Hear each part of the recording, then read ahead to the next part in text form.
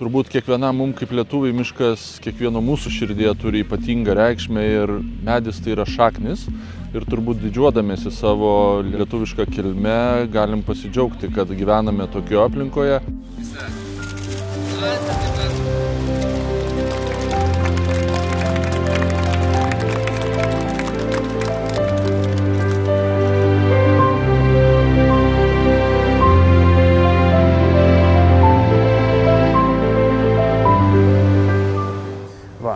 Atsimatuojam, įsispaudžiam, paimam,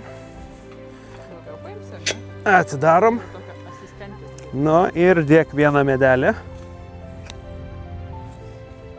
Opa, nu va, ir apspaudžiam.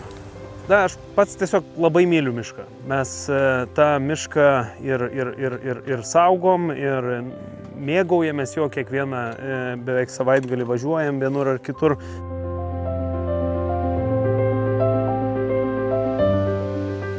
Yra tas posakis, kad kiekvienas žmogus bent per gyvenimą turi bent vieną medį pasodinti, bet jau yra žmonių, kurie, neprofesionaliai dirbdami, bet dalyvaudami visokiose akcijose ir taip toliau, jau yra pasodinę per tūkstančius medžių ir nežada sustoti. Tai kuo daugiau žmonių įtrauksim, kuo daugiau pasodins tuo medžius, tuo daugiau supras miško, medžio svarbą mūsų gamtai, Lietuvai, visai aplinkai.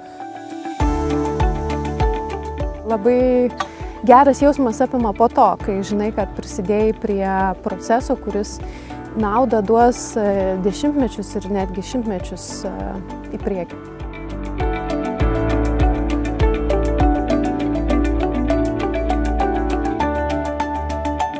Nes aš, kada sutinku keliaudamas kitus keliautojus ir kai reikia apie Lietuvą kažką pasakyti, sakau, mes esam labai gražių miškų, ežerų, upių kraštas. Tai miškai, girios, tai yra mūsų vizitinė kortelė. Kiekvieno iš mūsų piliečio pareiga prisidėti prie gamtos išsaugojimo ir atkūrimo. Tai man lygiai tas pats, man miškas tai yra poilsis ir atgaiva. Ir jeigu aš galiu prisidėti prie didesnių miškų, didesnių plotų, tai aš labai džiaugiuosi ir kasmet tą darau.